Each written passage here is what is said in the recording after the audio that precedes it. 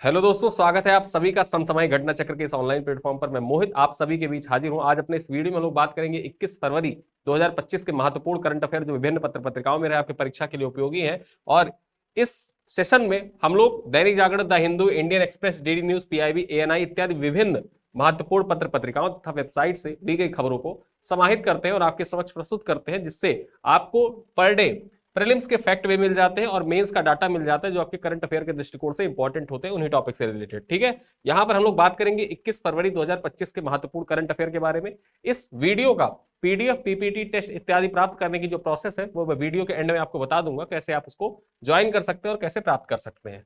आइए सबसे पहले स्टार्ट करते हैं। 21 फरवरी का जो दिन होता है उसको किस रूप में मनाया जाता है? तो 21 फरवरी का दिन इंटरनेशनल मदर लैंग्वेज डे के रूप में मनाया जाता है, अंतरराष्ट्रीय मातृभाषा दिवस के रूप में मनाया जाता है। ठीक है, अंतरराष्ट्रीय मातृभाषा दिवस के रूप में 21 फरवरी का दिन मनाया जाता है। याद रखिएगा, आपकी परीक्षा के लिए बहुत महत्वपूर्ण है। अब यहां पर आपके लिए दो प्रश्न है। इन दोनों प्रश्नों का उत्तर आपको कमेंट बॉक्स में देना है। प्रश्न क्या है?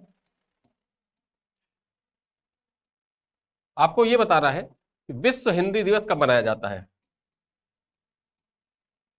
विश्व हिंदी दिवस कब मनाया जाता है? राष्ट्रीय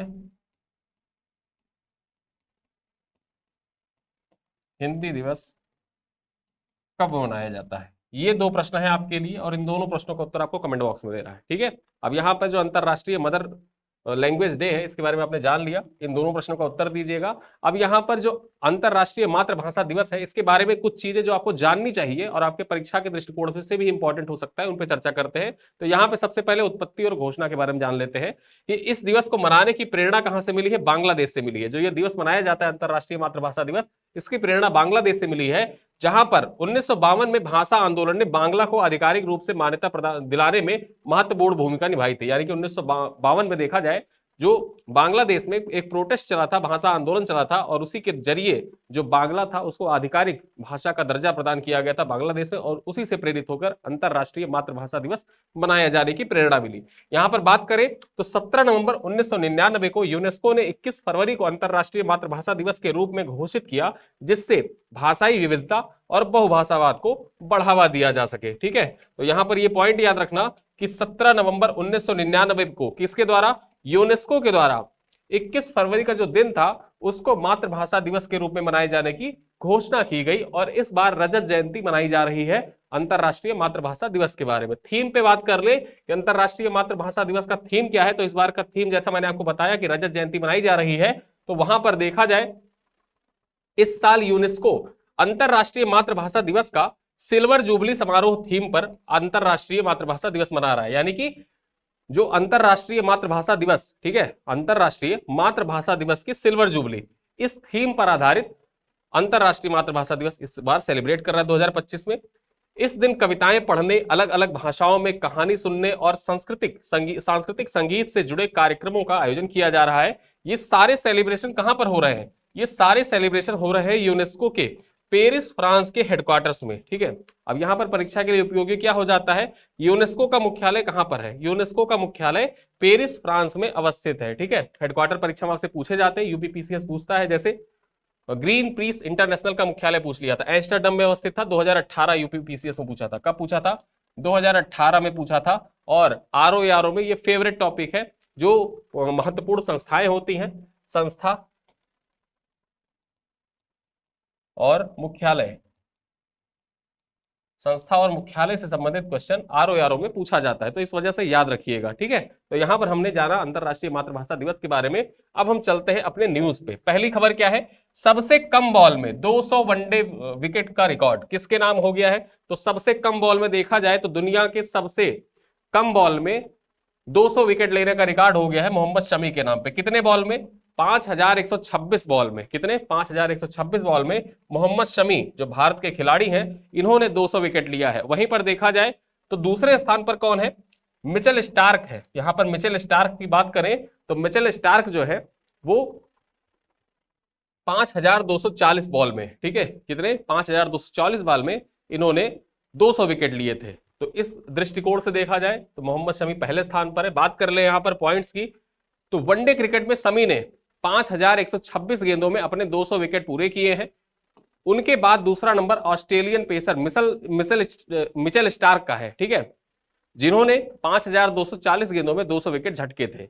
आगे हम बात कर ले मोहम्मद शमी, भारत के लिए चैंपियंस ट्रॉफी में 5 विकेट लेने वाले, मतलब एक ही चैंपियंस ट्रॉफी जो है उसमें जो एक मैच खेला जाता है, एक मैच के दौरान 5 विकेट लेने वाले दूसरे बॉलर बन गए हैं। इससे पहले बात करें तो रविंद्र जडेजा ने 2013 में वेस्टइंडीज के खिलाफ यह कारनामा किया था, यानी कि एक ही मैच में 5 विकेट चैंपियंस ट्रॉफी, जो आईसीसी चैंपियंस ट्रॉफी होती है, उसमें देखा जाए तो मोहम्मद शमी, कल पहला मैच था बांग्लादेश और भारत के बीच में, और उस मुकाबले में देखा जाए तो मोहम्मद शमी ने 5 विकेट लिए थे एक मैच में। और इससे पहले यह कारनामा किसने किया था? रविंद्र जडेजा ने किया था 2013 में। वो चैंपियंस ट्रॉफी के दौरान उन्होंने भी एक मैच के दौरान 5 विकेट झटके थे। तो इस कारण से ये पॉइंट आपके परीक्षा के लिए इंपॉर्टेंट हो जाता है कि सबसे कम बॉल में 200 विकेट लेने का रिकॉर्ड निम्नलिखित में से किसके नाम पर है, ठीक है, तो किसके नाम पर है? मोहम्मद शमी के नाम पर है। अगली खबर ये भी क्रिकेट से ही है संबंधित। 11,000 रन बनाने वाले चौथे भारतीय बल्लेबाज बने रोहित शर्मा। रोहित शर्मा देखा जाए तो 11,000 रन बनाने वाले चौथे भारतीय बल्लेबाज बन गए हैं। और यहां पर देखा जाए 5 सर्वाधिक रन बनाने वाले बल्लेबाज कौन कौन से हैं? नंबर 1 पर है सचिन तेंदुलकर, 18,426 रन इनके हैं। दूसरे नंबर पर देखा जाए विराट कोहली का नाम है, 13,963 रन विराट कोहली ने बनाए हैं। सौरव गांगुली 11,221 रन सौरव गांगुली के हैं। और उसके बाद 11,002 रन, कल का जब मैच खेला तो 11,002 रन इनके पूरे हो गए। और उसके बाद अभी देखा जाए तो ये सौरव गांगुली को भी बाईपास कर जाएंगे, तीसरे नंबर पर पहुंच जाएंगे। फिर उसके बाद संभवतः विराट कोहली के आसपास पहुंच जाएंगे, ठीक है, और विराट कोहली भी खेल रहे तो वो भी आगे निकलते जाएंगे। आगे बात करें पॉइंट्स की तो रोहित शर्मा ने टीम इंडिया के लिए मात्र 261 पारियों में, कितने पारियों में? 261 पारियों में 11,000 रन पूरे किए हैं, ठीक है। रोहित शर्मा यह उपलब्धि हासिल करने वाले भारत के चौथे बल्लेबाज बन गए। 261 पारियों में इन्होंने 11,000 रन पूरे किए हैं और ये उपलब्धि 11,000 रन की उपलब्धि हासिल करने वाले चौथे भारतीय बल्लेबाज बन गए हैं, ठीक है। इसके बाद हम चर्चा करें अगली खबर कौन सी है? रेखा गुप्ता दिल्ली की नई मुख्यमंत्री बनी है। कौन बनी है दिल्ली की नई मुख्यमंत्री? रेखा गुप्ता बनी है दिल्ली की नई मुख्यमंत्री। इनके बारे में कुछ चीजें जान ले, उससे पहले हम बात कर ले, दिल्ली की चौथी महिला मुख्यमंत्री बनी है रेखा गुप्ता, ठीक है। क्रम के अनुसार देखा जाए तो महिलाओं में अगर जो देखा जाए तो दिल्ली की चौथी महिला मुख्यमंत्री बनी है। इनसे पूर्व कौन कौन रह चुकी हैं? तो सबसे पहले सुषमा स्वराज थी, ठीक है, 52 दिनों के लिए 1998 में सुषमा स्वराज बनी थी मुख्यमंत्री। उसके बाद शीला दीक्षित बनती हैं 15 साल 25 दिन के लिए, 1998 से लेकर 2013 तक शीला दीक्षित लगातार 15 सालों तक दिल्ली की सीएम रहती हैं। और फिर उसके बाद जब अरविंद केजरीवाल की सरकार बनती है, दूसरा टर्म होता है, तो दूसरे टर्म में अरविंद केजरीवाल जेल जाते हैं। जेल से वापस छूटकर जब वो आते हैं तो अपने पद से वो इस्तीफा दे देते हैं। और इस्तीफा देने के बाद आतिशी मारलेना जो है वो बनती है दिल्ली की सीएम, और आतिशी मारलेना दिल्ली की तीसरी सीएम थी।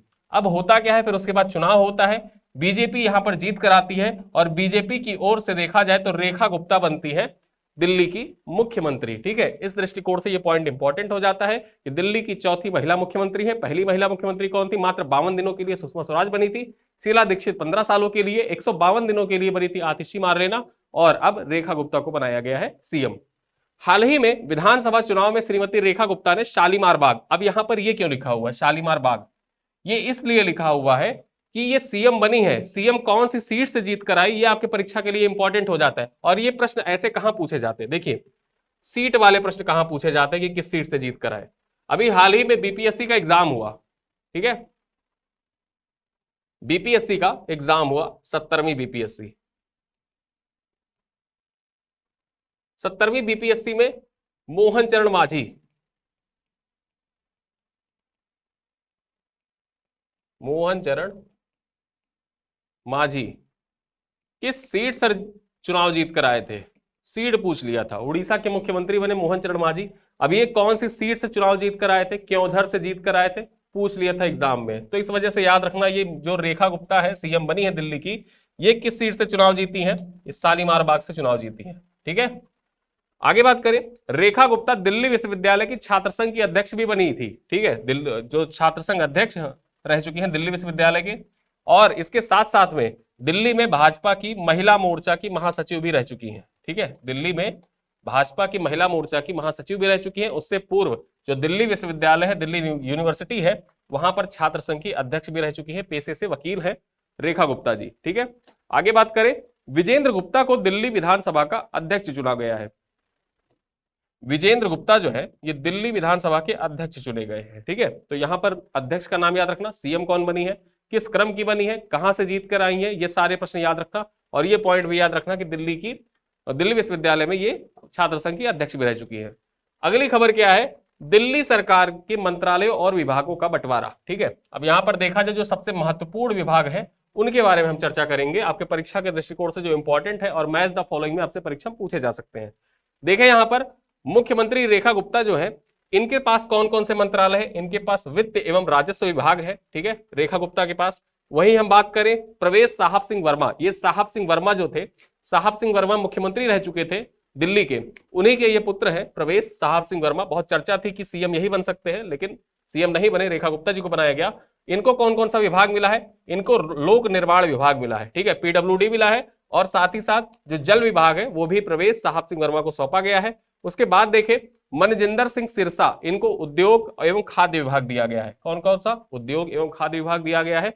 वहीं पर जो कपिल मिश्रा है, कपिल मिश्रा पहले ये आम आदमी पार्टी में थे, फिर उसके बाद इन्होंने बीजेपी ज्वाइन कर लिया था, इनको कानून और पर्यटन मंत्रालय सौंपा गया है। पंकज सिंह को कौन सा मंत्रालय दिया गया है, स्वास्थ्य एवं परिवहन मंत्रालय दिया गया है। और रविंदर सिंह को कौन सा दिया गया है, सामाजिक कल्याण विभाग दिया गया है। ये विभाग मैंने आपको क्यों बताए, आम आदमी पार्टी की जब सरकार थी, ठीक है, मनीष सिसोदिया के पास कौन सा मंत्रालय, तो ये सब बहुत चर्चा में रहते थे।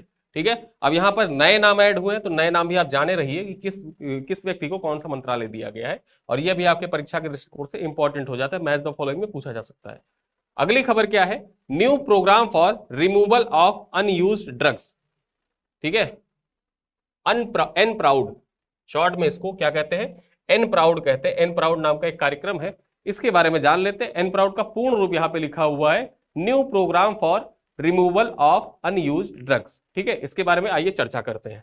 केरल ने एन प्राउड, ठीक है, शुरू करने की तैयारी कर ली है। अब ये एन प्राउड का पूर्ण रूप याद रखना, परीक्षा में आपसे पूछ सकता है कि एन प्राउड का, हाल ही में चर्चा में रहा, एन प्राउड का पूर्ण रूप है क्या, new program for removal of unused drug. N proud का पूर्ण रूप है, इसे शुरू करने की तैयारी की है, जो भारत में अपनी तरह का पहली पहल है। ठीक है, भारत में देखा जाए तो ये अपनी तरह का पहला पहल है जो केरल के द्वारा शुरू किया जा रहा है। इसमें होगा क्या, जिसके तहत एक्सपायर हो चुकी और अप्रयुक्त दवाओं को इकट्ठा करके उनका वैज्ञानिक तरीके से निपटान किया जाएगा। जो दवाएं होती है ना, एक्सपायर हो चुकी है, उन दवाओं को एकत्र किया जाएगा, इकट्ठा किया जाएगा, और वैज्ञानिक तरीकों से उन दवाओं का जो निष्पादन है वो किया जाएगा। ठीक है, उनका निपटान किया जाएगा उन दवाओं का। आगे बात कर ले, केरल की स्वास्थ्य मंत्री वीना जॉर्ज 22 फरवरी को कोझिकोड में इस परियोजना का उद्घाटन करेंगी। ये परियोजना है, इसका उद्घाटन कहां पर किया जाएगा, कोझिकोड में किया जाएगा। ठीक है, शुरुआत में कोझिकोड निगम के अंतर्गत उल्लेरी पंचायत है, यहाँ पर उल्लेरी पंचायत है, यहाँ पर ये शुरू की जाएगी, और यह परियोजना चरणबद्ध तरीके से पूरे राज्य में लागू कर दी जाएगी। ठीक है, आगे बात करें, इस परियोजना का उद्देश्य क्या है, तो इस परियोजना का उद्देश्य उचित निपटान प्रणालियों की कमी से निपटना, पर्यावरण प्रदूषण, स्वास्थ्य संबंधी खतरों और रोगाणु प्रतिरोधकता को रोकना है, रोगाणु प्रतिरोध को रोकना है। ठीक है, यहां पर देखा जाए तो बेसिकली कहने का मतलब यह है कि जो ये पहल है, इस पहल का उद्देश्य क्या है कि जो अनयूज्ड ड्रग्स है और एक्सपायर हो चुकी है उनका निपटान किया जाएगा, उनको वैज्ञानिक तरीके से निष्पादित किया जाएगा, ताकि ऐसा ना हो कि कोई दवा एक्सपायर हो चुकी है और लोग उसको यूज कर रहे हैं और किसी ना किसी कारण से फूड चेन के सर्कुलेशन में फिर से आ जाए। ठीक है, तो इसी वजह से ये पहला आपके लिए इंपॉर्टेंट हो जाता है। परीक्षा में ये भी पूछ सकता है कि हाल ही में किस राज्य सरकार के द्वारा एन प्राउड अभियान शुरू किया गया है, या एन प्राउड अभियान किस राज्य सरकार से संबंधित है और इसका पूर्ण रूप क्या है। ठीक है, या फिर किससे संबंधित है, ये भी पूछ सकता है। 4 ऑप्शन दे देगा, कृषि, चिकित्सा, फिर उसके बाद में आईटी सेक्टर, या एक ऑप्शन अन्य कोई दे देगा। तो यहाँ पर ये चिकित्सा से संबंधित है, देखा जाए। ठीक है, ड्रग से संबंधित है, यानी कि अनयूज्ड ड्रग, दवाओं से संबंधित है। आगे बात करें, अगली खबर क्या है, गूगल का सबसे बड़ा कैंपस, क्या नाम है इसका, गूगल के सबसे बड़े कैंपस का, अनंत नाम है। यहां पर इससे संबंधित जो पॉइंट है उन पे चर्चा करें। कैलिफोर्निया स्थित प्रमुख प्रौद्योगिकी कंपनी गूगल ने 19 फरवरी 2025 को बेंगलुरु के बाहरी इलाके महादेवपुरा में गूगल का नया कैंपस अनंत लॉन्च किया है। ठीक है, कहां पर बनाया गया है, ये बेंगलुरु में बनाया गया है। कब लॉन्च किया है गूगल के द्वारा, 19 फरवरी 2025 को लॉन्च किया गया है। अब यहां पर एक चीज ये जान लेना कि गूगल का हेडक्वार्टर कहां पर है, गूगल का हेडक्वार्टर कहां पड़ता है, कैलिफोर्निया में पड़ता है। ये पॉइंट इंपॉर्टेंट है आपके लिए, याद रखना। ठीक है, और उसने बेंगलुरु में अपना जो नया कैंपस है इसको लॉन्च किया है भारत में, और ये देखा जाए तो यह गूगल का दुनिया का सबसे बड़ा कैंपस है। ठीक है, अनंत जो है यहां पर आप देख सकते हैं, ये गूगल का दुनिया में सबसे बड़ा कैंपस है और इसका नाम है अनंत। कैंपस में 5000 से ज्यादा लोग एक साथ काम कर सकते हैं। यह कैंपस 1.6 मिलियन वर्ग फुट यानी कि करीब 1.5 लाख वर्ग मीटर में फैला हुआ है। ठीक है, यहां पर यह पॉइंट याद रखना, 1.6 मिलियन वर्ग फुट में फैला हुआ है जो गूगल का कैंपस है अनंत। और ये कहां पर अवस्थित है? ये बेंगलुरु में अवस्थित है। गूगल के द्वारा 19 फरवरी 2025 को इसका शुभारंभ किया गया है और गूगल का हेडक्वार्टर कहां पर है? कैलिफोर्निया में है। ठीक है, इतने पॉइंट आपकी परीक्षा के लिए इंपॉर्टेंट है और सारी चीजें टू द पॉइंट यहां पर लिखी है। अगली खबर क्या है? मध्य प्रदेश जीसीसी नीति जारी करने वाला देश का पहला राज्य बन गया है। परीक्षा में आपसे डायरेक्टली पूछे कि जीसीसी नीति लागू करने वाला भारत का पहला राज्य कौन सा है? मध्य प्रदेश पहला राज्य है। अब यहां पर जीसीसी के बारे में आगे चर्चा करेंगे, जानते हैं क्या क्या महत्वपूर्ण पॉइंट आपके परीक्षा के लिए उपयोगी है। देखिए, इस नीति का उद्घाटन सीएम मोहन यादव के द्वारा किया गया है। किसके द्वारा किया गया है? मोहन यादव सीएम है मध्य प्रदेश के, उन्हीं के द्वारा जीसीसी नीति जारी की गई है। इस नीति को जारी करने का मुख्य उद्देश्य क्या है कि मल्टीनेशनल कंपनियों को आकर्षित कर प्रदेश को डिजिटल एवं तकनीकी हब बनाना। ठीक है, जो ये जीसीसी नीति है, इस जीसीसी नीति को लागू करने के पीछे उद्देश्य यही है कि जो मल्टीनेशनल कंपनियां होती हैं उनको मध्य प्रदेश में आकर्षित किया जाए और मध्य प्रदेश को डिजिटल एवं तकनीकी हब के रूप में विकसित किया जाए। ठीक है, आगे बात कर ले। 1600 से अधिक जीसीसी केंद्रों के साथ भारत दुनिया में सबसे बड़ा ग्लोबल कैपेबिलिटी सेंटर है। ठीक है, अब जीसीसी का पूर्ण रूप जान लो, परीक्षा वहां से पूछ सकता है। जीसीसी का पूर्ण रूप परीक्षा वहां से पूछे जीसीसी का, एक तो होता है गल्फ कॉर्पोरेशन काउंसिल, लेकिन अगर वो ऑप्शन में ना दिया रहे और जीसीसी का पूर्ण रूप पूछ ले तो ग्लोबल कैपेबिलिटी सेंटर। ठीक है, तो ग्लोबल कैपेबिलिटी सेंटर होता है जीसीसी का पूर्ण रूप, और उसी जीसीसी नीति के बारे में यहां पर चर्चा की जा रही है। ठीक है, तो 1600 से अधिक जीसीसी केंद्रों के साथ भारत दुनिया में सबसे बड़ा ग्लोबल कैपेबिलिटी सेंटर का हब है, यानी कि भारत में सबसे ज्यादा ग्लोबल कैपेबिलिटी सेंटर है। आगे हम बात कर ले, ग्लोबल कैपेबिलिटी सेंटर मल्टीनेशनल कंपनियों के रणनीतिक केंद्र होते हैं जो सॉफ्टवेयर, किसके लिए?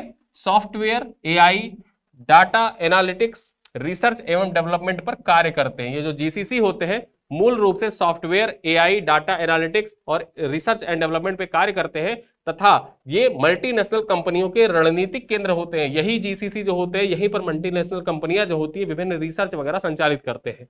ग्लोबल कैपेबिलिटी सेंटर का संबंध आत्मनिर्भर भारत व डिजिटल इंडिया मिशन से है। जो ये ग्लोबल कैपेबिलिटी सेंटर है इसका संबंध देखा जाए आत्मनिर्भर भारत तथा डिजिटल इंडिया मिशन को बढ़ावा देने से इसका संबंध है। ठीक है, तो यहां पर मुझे उम्मीद है कि आप समझ गए होंगे जीसीसी के बारे में, और इसी जीसीसी को लेकर कौन सा राज्य है जिसने जीसीसी नीति जारी की है? तो मध्य प्रदेश ने जीसीसी नीति जारी की है और ऐसा करने वाला ये भारत का पहला राज्य बन गया है। ठीक है, अगली खबर क्या है? Green metro systems the future of urban mobility सम्मेलन। अब यहां पर green metro systems the future of urban mobility सम्मेलन, इसके बारे में बात करें तो इससे संबंधित इंपॉर्टेंट पॉइंट्स देखते हैं। नई दिल्ली में green metro system the future of urban mobility विषय पर 5वां अंतरराष्ट्रीय सम्मेलन आयोजित किया गया। कौन सा सम्मेलन था, कौन सा संस्करण था? 5वां अंतरराष्ट्रीय संस्करण था, और इसका उद्घाटन देखा जाए तो केंद्रीय आवास एवं शहरी कार्य तथा विद्युत मंत्री मनोहर लाल खट्टर के द्वारा किया गया। किसके द्वारा किया गया है? मनोहर लाल खट्टर के द्वारा किया गया है। ये जो हाउसिंग एवं अर्बन अफेयर्स है उसके मंत्री हैं यहाँ पे मनोहर लाल खट्टर, उन्हीं के द्वारा नई दिल्ली में green metro systems the future of urban mobility के 5वें संस्करण का उद्घाटन किया गया है। दिल्ली मेट्रो रेल कॉर्पोरेशन और आई मेट्रो के बैनर तले भारतीय उद्योग परिसंघ यानी कि CII भारतीय उद्योग परिसंघ और भारतीय ग्रीन बिल्डिंग काउंसिल के सहयोग से तथा साझेदारी से इसका आयोजन किया गया था। ठीक है, जो ये आयोजन हुआ है the future of urban mobility सम्मेलन, इसका आयोजन किसके द्वारा किया गया है? दिल्ली मेट्रो रेल कॉर्पोरेशन, आई मेट्रो के बैनर तले भारतीय उद्योग परिसंघ और भारतीय ग्रीन बिल्डिंग काउंसिल के द्वारा इसका आयोजन किया गया है। सम्मेलन में केंद्रीय मंत्री श्री मनोहर लाल खट्टर ने ओखला विहार मेट्रो स्टेशन पर जो मेट्रो वायडक्ट होते हैं, यहां पर भारत के पहले, किसका? भारत के पहले वर्टिकल बाईफेसियल सोलर प्लांट की स्थापना की है? और ये पॉइंट ही आपके परीक्षा के लिए इंपॉर्टेंट है। भारत के पहले वर्टिकल बाईफेसियल सोलर प्लांट की स्थापना कहां पर की गई है? नई दिल्ली में की गई है। नई दिल्ली में कहां पर? ओकला विहार मेट्रो स्टेशन पर इसका स्थापना किया गया है। साथ ही साथ खैबर पास डिपो पर स्थापित 1 मेगावाट का सोलर रूफटॉप प्लांट भी स्थापित किया गया है। सोलर रूफटॉप सोलर प्लांट भी स्थापित किया गया है। इसका उद्देश्य क्या है? जो ये फेसियल, ठीक है, बाईफेसियल सोलर प्लांट स्थापित किया गया है, इसका उद्देश्य बेसिकली है कि इसका उद्देश्य फॉसिल फ्यूल पर निर्भरता घटाने और सौर ऊर्जा को बढ़ावा देने पर जोर देना है। ठीक है, बाईफेसियल सोलर प्लांट जो स्थापित किया गया है, इसका मूल उद्देश्य ही यही है कि जो फॉसिल फ्यूल होते हैं, ठीक है, फॉसिल फ्यूल पर जो निर्भरता है उसको फॉसिल फ्यूल पर निर्भरता कम की जाए, घटाई जाए, साथ ही साथ सौर ऊर्जा को बढ़ावा देने पर जोर दिया जाए। ठीक है, तो इसी वजह से ये पॉइंट इंपॉर्टेंट हो जाता है। परीक्षा में से डायरेक्टली पूछ ले कि भारत के पहले वर्टिकल बाईफेसियल सोलर प्लांट की स्थापना कहां पर की गई है? नई दिल्ली में की गई है। उद्घाटन किसने किया है? मनोहर लाल खट्टर ने किया है। मनोहर लाल खट्टर के पास कौन सा मंत्रालय है? मंत्रालय जाने रहिए, केंद्रीय आवास एवं शहरी कार्य मंत्रालय तथा विद्युत मंत्री है मनोहर लाल खट्टर। ठीक है, चलो, और यहां पर ये सम्मेलन जो हुआ था, सम्मेलन का नाम भी याद रखना इंपॉर्टेंट हो जाता है, green metro system the future of urban mobility सम्मेलन। कहां पर हुआ था? नई दिल्ली में हुआ था। संस्करण कौन था? 5वां संस्करण था। उद्घाटन किसने किया? मनोहर लाल खट्टर ने किया। ठीक है, चलो, अब यहां पर बात करें दुनिया की सबसे अमीर महिलाएं 2025, एक सूची जारी की गई फोर्ब्स के द्वारा। ठीक है, फोर्ब्स की जो सूची जारी की गई, फोर्ब्स वुमेन्स बिलियनियर लिस्ट 2025। ठीक, फोर्ब्स की जो सूचियां होती है वो इंपॉर्टेंट होती है आपकी परीक्षा के लिए, यहां से प्रश्न भी पूछे जाते हैं। तो फोर्ब्स के द्वारा फोर्ब्स वुमेन बिलियनियर लिस्ट 2025 जारी की गई है, और यहां पर इस सूची के अनुसार देखें तो दुनिया की शीर्ष अमीर महिलाएं कौन है? दुनिया की शीर्ष 5 अमीर महिलाओं के बारे में जाने तो एलिस वॉल्टन, इनकी संपत्ति कुल कितनी है?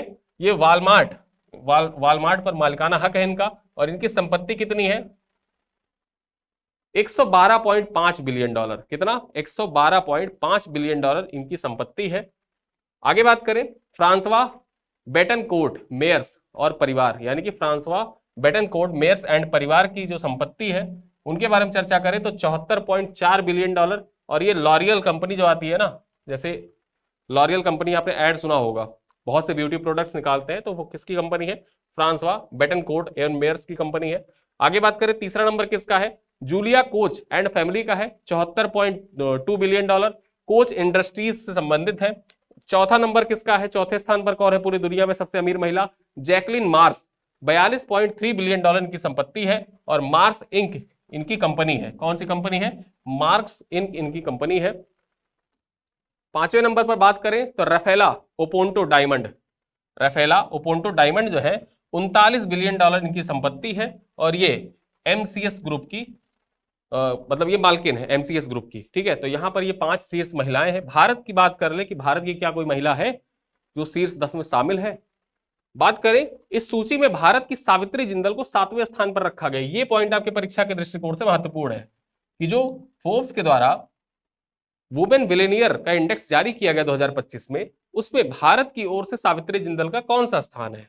ठीक है, तो 7वां स्थान है। या फिर आपसे नाम पूछ सकता है कि शीर्ष 10 में कौन महिला शामिल है भारत की ओर से? सावित्री जिंदल शामिल है। इनकी कुल संपत्ति कितनी है? 32.3 बिलियन डॉलर इनकी संपत्ति है कुल। ठीक है, और सावित्री जिंदल जो है ये जेएसडब्ल्यू ग्रुप की प्रमुख है, जेएसडब्ल्यू ग्रुप जो है उसकी प्रमुख है। ठीक है, आगे बात करें दुनिया की टॉप 10 महिलाओं की कुल सामूहिक संपत्ति की बात करें, जो दुनिया की शीर्ष 10 महिलाएं हैं, अगर इनकी ही संपत्ति जोड़ दी जाए तो ये लगभग कितना हो जाता है? 500 बिलियन से अधिक हो जाता है। ये पॉइंट याद रखना, दुनिया की शीर्ष 10 महिलाओं की कुल सामूहिक संपत्ति को अगर ऐड कर दिया जाए तो वो 500 बिलियन डॉलर से अधिक हो जाता है। तो ये आपके परीक्षा के लिए इंपॉर्टेंट हो गया। सावित्री जिंदल का नाम याद रखना और कौन सी रैंक है इनकी और कितनी संपत्ति है ये याद रखना। ठीक है, चलो अगली खबर देखें, और ये हमारा आज के करंट अफेयर का लास्ट न्यूज है। इसके बाद हम लोग कल जो महत्वपूर्ण खबरें होंगी उन पर चर्चा करेंगे। मनु भाकर बनी बीबीसी वर्ष की सर्वश्रेष्ठ भारतीय महिला खिलाड़ी। बात करें यहां पर तो स्टार भारतीय पिस्टल निशानेबाज मनु भाकर को पेरिस ओलंपिक में शानदार प्रदर्शन के लिए बीबीसी की साल की सर्वश्रेष्ठ भारतीय महिला खिलाड़ी चुना गया है। ठीक है, बीबीसी की साल की सर्वश्रेष्ठ महिला भारतीय खिलाड़ी कौन बनी है? मनु भाकर बनी है। ये है मनु भाकर, ओलंपिक में बहुत अच्छा प्रदर्शन इन्होंने किया था। कुछ अन्य तथ्यों पर भी बात कर ले तो मनु इस पुरस्कार के लिए नामित 5 लोगों में से शामिल थी। ठीक है, मनु भाकर के साथ 4 अन्य लोगों को भी शामिल किया गया था। उन 4 अन्य में किनका नाम है? गोल्फर अदिति अशोक, ठीक है, पैरा निशानेबाज अवनी लेखरा को शामिल किया गया था, महिला क्रिकेट टीम की उपकप्तान स्मृति मंधाना को शामिल किया गया था, तथा पहलवान विनेश फोगाट को शामिल किया गया था। ये 5 लोग ऐसे नाम थे, 5 लोगों को शामिल किया गया था बीबीसी के द्वारा, जो सर्वश्रेष्ठ भारतीय महिला खिलाड़ी के लिए चुना जाना था उसमें। ठीक है, उस लिस्ट में शामिल किया गया था। नाम याद रखना किसको किसको शामिल किया गया था, पूछ सकता है। अवनी लेखरा को, अदिति अशोक को, फिर उसके बाद स्मृति मंधाना को और विनेश फोगाट, साथ ही साथ मनु भाकर को। तो यहां पर किसको चुना गया है? मनु भाकर को चुना गया है। भारत में महिला खिलाड़ियों के उल्लेखनीय उपलब्धियों के लिए दिए जाने वाले इस पुरस्कार का ये 5वां संस्करण था। यानी कि बीबीसी के द्वारा जो पुरस्कार दिया जाता है, जो भारत में महिला खिलाड़ी हैं उनके उल्लेखनीय प्रयासों के लिए ये अवार्ड दिया जाता है। और इस बार अवार्ड का कौन सा संस्करण था? इस बार अवार्ड का 5वां संस्करण था। ये पॉइंट याद रखना, इस बार 5वां संस्करण था कि बीबीसी अवार्ड दिए गए हैं। ठीक है, तो यहां पर आज हम लोगों ने बात की, जो महत्वपूर्ण खबरें रही आपकी पत्र पत्रिकाओं में, उन पर चर्चा की। अब यहां पर देखते हैं आज का सवाल। इसी स्लाइड पर आधारित कुछ प्रश्न है जिनका उत्तर आपको कमेंट बॉक्स में देना है। प्रश्न क्या है? पहला प्रश्न है कि रोहित शर्मा ने 11,000 वनडे रन कितने पारियों में पूरे किए हैं? कितनी पारी लगे 11,000 रन पूरा करने में रोहित शर्मा को? 276 पारियां, 261 पारियां, 222 पारियां या 250 पारियां? क्वेश्चन नंबर 2 क्या है कि निम्नलिखित कथनों पर विचार करें और सही कथन की पहचान करें। पहला कथन है रेखा गुप्ता दिल्ली विश्वविद्यालय छात्र संघ की अध्यक्ष रह चुकी हैं। दूसरा कथन है कि विजेंद्र गुप्ता को दिल्ली विधानसभा का डिप्टी स्पीकर बनाया गया है। ठीक है, अब यहां पर आपको बताना है कौन सा कथन सही है। केवल कथन 1 सही है, केवल कथन 2 सही है, दोनों कथन सही है या दोनों कथन गलत है। ठीक है, प्रश्न नंबर 3 क्या कह रहा है? निम्नलिखित पर विचार करें। पहला कथन कह रहा है गूगल ने 19 फरवरी 2025 को बेंगलुरु के महादेवापुरा में अपना नया कैंपस अनंत लॉन्च किया है। ठीक है, यह दुनिया का सबसे बड़ा कैंपस है। गूगल का दुनिया का सबसे बड़ा कैंपस है। कौन सा कथन सही है? केवल कथन 1 सही है, केवल कथन 2 सही है, दोनों कथन सही है या दोनों कथन गलत है? प्रश्न संख्या 4 क्या कह रहा है? निम्नलिखित कथनों पर विचार करें। मध्य प्रदेश जीसीसी नीति जारी करने वाला पहला राज्य है। ठीक है, दूसरा कह रहा है इस नीति का उद्घाटन मुख्यमंत्री डॉक्टर मोहन यादव के द्वारा किया गया। तीसरा कथन कह रहा है इस नीति का मुख्य उद्देश्य कृषि क्षेत्र को बढ़ावा देना है, एग्रीकल्चर सेक्टर को बढ़ावा देना इसका मुख्य उद्देश्य बता रहा है। अब आपको बताना है कौन सा कथन सही है। केवल कथन 1 और 2 सही है, केवल कथन 2 और 3 सही है, केवल कथन 1 और 3 सही है या सभी कथन सही है? 5वां प्रश्न क्या कह रहा है? फोर्ब्स द्वारा फोर्ब्स वुमेन बिलियनियर लिस्ट 2025 जारी की गई है। किसके द्वारा जारी की गई है? फोर्ब्स के द्वारा। पहला कथन कह रहा है। दूसरा कथन कह रहा है इस सूची में एलिस वॉल्टन 112.5 बिलियन की संपत्ति के साथ दुनिया की सबसे अमीर महिला है। और तीसरा कथन कह रहा है सावित्री जिंदल इस सूची में 4थे स्थान पर है। अब आपको बताना है कौन सा कथन सही है।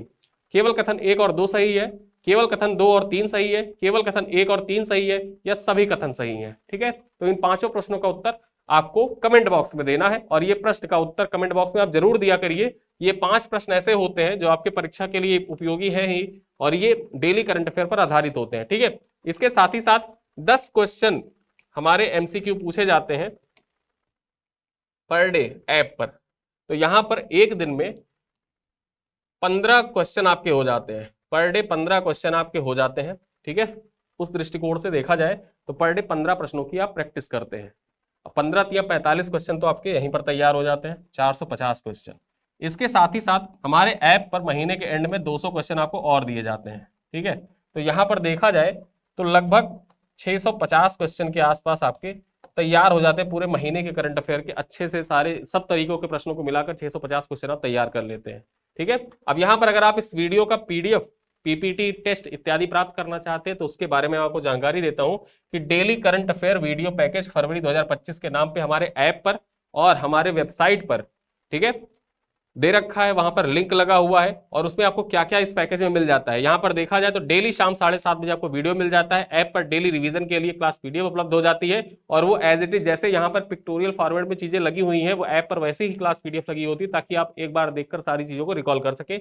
ऐप पर डे टेस्ट होता है, यहाँ पर 10 एमसीक्यू टेस्ट पूछे जाते हैं। वहां पर महीने के अंत में बेस्ट 200 एमसीक्यू का टेस्ट होगा जो ऑल इंडिया रैंकिंग के साथ ये टेस्ट होगी। ठीक है, उसके बाद बात करें प्रिंट फ्रेंडली पीडीएफ के लिए अलग से एक व्हाट्सएप कम्युनिटी की सुविधा भी उपलब्ध कराई गई है कि जो भी लोग ऐसे हैं जो चाहते हैं कि ये कंटेंट प्रिंट आउट निकलवा लें, महीने के एंड में रिवीजन कर लें या उसको प्रिंट आउट निकाल के रख लें, एग्जाम टाइम में एक बार देख लेंगे तो सारी चीजें रिकॉल हो जाएंगी, पूरे डे वन मतलब डे बाय डे की सारी करंट अफेयर रिकॉर्ड हो जाएंगे।